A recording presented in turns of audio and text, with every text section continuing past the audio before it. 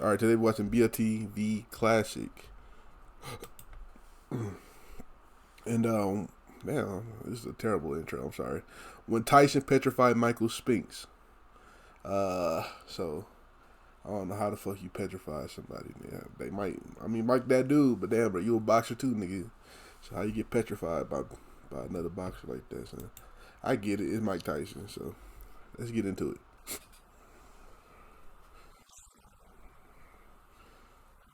You don't get this.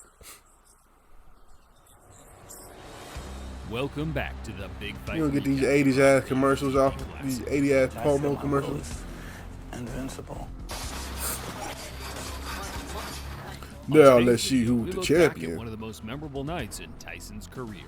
A night where boxing skills were put to one side as the raw emotion of anxiety, fear, and intimidation determined the bout's outcome before the first bell rang. From a psychological aspect, it was one of the most ingenious but ruthless pre-fight strategies the boxing world had ever seen. Let's take a look. Spinks look kind of old, don't he?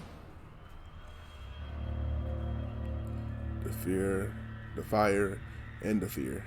The most difficult part about fighting is the training, because believe it or not, the easy part about fighting is the fighting. Again, a right hand, but he took a right from Tyson. And another big right by Mike Tyson. Being one of the That's most true. The hardest thing about conditioned sports is and practicing aesthetically pleasing heavyweights and in training. history doesn't boil down to a gift from God or natural talent. Playing in is fact, fun. that notion is disrespectful and diminishes the reality of what achieving near boxing perfection takes. Unconditional loyalty to the game, training, and nutrition, while setting new standards for what qualifies as hard work.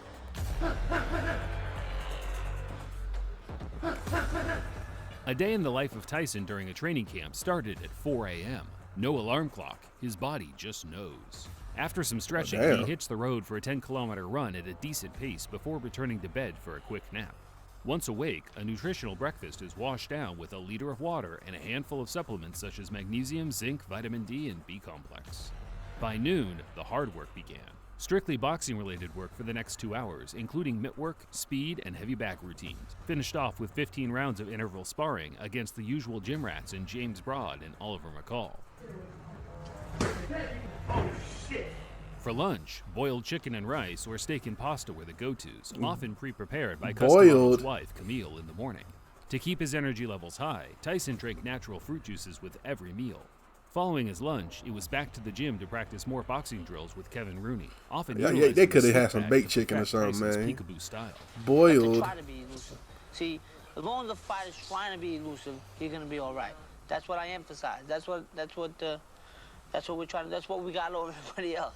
Mike would then round off his afternoon with an hour of stationary bike work to loosen his muscles before a grueling 2-hour bodyweight exercise routine that involved 500 squats, 500 sit-ups, 350 push-ups, and innovative trap and neck workouts to increase his punch resistance until his third and final meal of the day at 7 p.m. After dinner, Tyson would often warm down with a light jog or long walk before spending his evening studying his next opponent with Kevin Rooney, or consuming media regarding his favorite fighters of the past. By 9 o'clock, it was lights out. And he'd repeat this routine with little variance 6 days a week for 1 month straight, leading up to his next fight. My favorite part about training is then when the training is over and then it's time to fight, and I know I'm in supreme shape and there's no one's gonna beat me. This level of high-intensity training is rare, even among the all-time greats. Yet, just over Look, he just 1,000 said miles that. away in St. Louis, Missouri, Tyson's next opponent, Michael Spinks, shared an equal desire in preparation for battle. Our conditioning training should be harder than what you experience in the ring. Spinks' approach to training was more geared toward extreme conditioning, utilizing newly formed explosive routines to help prepare him for the sport's stop-and-start element. Whether it was boxing or Call him a conditioning nigga. training, he'd always rest for 1 minute and then explode Fine. until exhaustion for the next 3. That made him a machine that could turn up the pace at any moment Hey, over man, the course of look. 12 rounds. And of I respect course, he needed anybody to that go prepare through this for level every of fight training against just to be the because best. Despite packing the You know ability what I'm saying? I to can't clean imagine someone's what clock, LeBron be he doing was a off natural season. light heavyweight that could no longer rely on his power to distract imagine his what opponents. Rather, Michael Jordan his was work rate and doing. boxing acumen were needed to beat his competitors over the distance, as he had his previous 31 opponents, including the great Larry Holmes. I have been hit hard by some heavyweights. Found no pleasure in it. While Tyson and Spinks were similar in their physical preparation and the credentials they brought to the ring, their personalities and mindsets couldn't have been any further removed. I didn't care that this was love beyond compare. Spinks was an easygoing guy that could find a reason to smile even in the bleakest moments, while Tyson, on the other hand, presented a non-approachable, all-business persona to reflect the fear he was feeling onto those around him. And Spinks felt that fear, as was evident at the presser a few days out for the fight. The man is not cooperative at all. He's not going to stand there and let me just wail away at his, Whatever he does, I'm confident I'll be successful. I'll say honestly that it feels good to still have some terror in my life. I mean, something that really frightens me. Well, it's just the majority of it, everything's just bullshit. I just want to fight. This nigga lost before the fight. Damn, Mike. Michael Spinks was an oddball, not easily read from a psychological point of view. However, during the entire build-up to Tyson, something was off. He constantly mentioned the fear of losing and possible retirement, despite being well accomplished, undefeated, and still in his prime years. We was watching the Mike Tyson fights, nigga, before. Always have your doubts. You like, and you can even say to yourself that I don't think. once you think of like this, you win. gotta retire. You gotta retire. That mindset is not good to be in a fight. Tyson met Spinks at around 10 p.m. on June 11, 1988. Or at least that's how the fans remember it. In reality, Michael Team Jordan, Tyson got to Magic, work around 9 p.m., starting Muhammad. off with Kevin Rooney, Tyson's trainer at the time, telling his man that he had just placed both of their purses for the fight on a bet that saw Mike win by first-round knockout. It's unclear whether Tyson thought it to be true, but Rudy later confirmed he did indeed relay that information to Tyson as they prepared backstage. This guy is the strongest, most intimidating fighter since Sonny Liston. As showtime approached, Tyson was set to enter the ring first, but then, in an unprecedented moment of madness, as he walked past Spinks' locker room, he punched a hole in the wall that shook up everyone nearby, more so the guys on the other side of the wall in Team Spinks. And he's punching, standing there. He and Rooney's putting something on. He's punching holes in the wall. I'm like to myself, oh no. This guy's getting ready to fight my guy, my little guy. And he's punching holes in the wall before he goes out to fight? Oh no. Tyson entered the ring as the undisputed heavyweight champion with a record of 34-0 with 30 knockouts. Spinks entered moments later, also undefeated in 31 fights and recognized as the lineal champion by Ring Magazine. Yet his aura was that of a man fighting for the first time, stiff, expressionless, and cold. He was clearly shaken up by not only the occasion, but Tyson's intimidating antics before the fight. What the fuck about to happen? Michael Spinks, on the other hand, dressed in his white trunks with the black trim, the white shoes, and we're just about ready to go. The opening bell, let's see what happens. Yeah. Oh, yeah. Tyson attacks immediately, cuts off the ring, throws the wild right hand, but Tyson walks right through it. Tyson showing no fear, no respect at all here in round one. Absolutely no fear and no respect by Tyson for any jabs or anything that Mike Spinks can do against the guy that hadn't fought in a long time in Jerry Cooney. The right hand lands to the head of Mike Spinks. It's Tyson all the way here in round number one. Vicious shots to the body. Nothing really heavy landing yet, but he's taking them. The uppercut. Body shot, down goes Mike Spinks for the first time.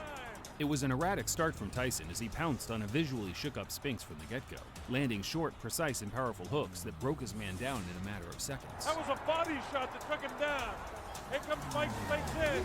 He leads to the right hand. Take it. Stay down, Mike. Michael. Stay down, Spinks. You don't want to be there. Take your L. It's all over. Mike Tyson has won it. Yep. 91 seconds is all it took for Tyson to dispatch, by every metric possible, the greatest threat to his throne across the entire heavyweight landscape. An astronomical feat in boxing. He was giving Mike Tyson too much Makes respect. a more significant statement than a first-round knockout at this level. It was truly the night he became the baddest man on the planet. Mike, congratulations. Did you have any premonition that it would end this fast? My trainer told me before I left, I bet both of our purses that you knock him out in the first round. So I thought he was serious, so just now he said he was lying. And so I went out and knocked him out in the first round. There's an old saying in boxing, The moment you contemplate retirement, you're finished. Yep. And that was the case for Spinks, who in the direct aftermath called it a day to what was a fantastic career as Great a whole, career. 31 and unfortunately one. Come overshadowed on by now. a night that every elite boxer Lost to Mike fears the Tyson? most. One where everything goes wrong. And deep down, you know if you could have dealt with the fear Great and anxiety career. in a different way, perhaps the history books would read an entirely alternate story. Only one you didn't get rid of was Mike Tyson. He knocked you out 91 seconds. Have you ever wanted to avenge that loss? No, I just, not really. You know, I lost one time, so I mean, I could let him have that. I'll let him have that. Spinks was a brilliant fighter with a fascinating career, and that's a story I promise to tell in a future video on this channel, perhaps in a Spinks v. Holmes recap down the line. Thanks for watching. Until next time, this is BLTV Classic, signing off. If you were training Michael Spinks, how would you have him fight Mike Tyson? I would say cancel the fight. Trying to make this your last fight. Hey, look, you know, I get it. You want to retire. He's an older fighter. I know, you know, you give Mike Tyson too much respect, bro. It's all right, but you know, you went out losing to Mike Tyson. At least you didn't, like, you know, lose to like no name type of, you know, fighter and shit. Like, you know what I'm saying? If you want to go out, you out fighting great. You know what I'm saying? You know, I get it. So, shout out to BLTV Classic for this video. Shout out to Michael Spinks. You know, great, hell of a career. You know, 31-1, and you lost it to prime Mike Tyson. Like, I can't complain about that if I'm Michael Spinks. So, you like my reaction? Make sure you like, comment, subscribe. Now I'll catch you next time. Peace.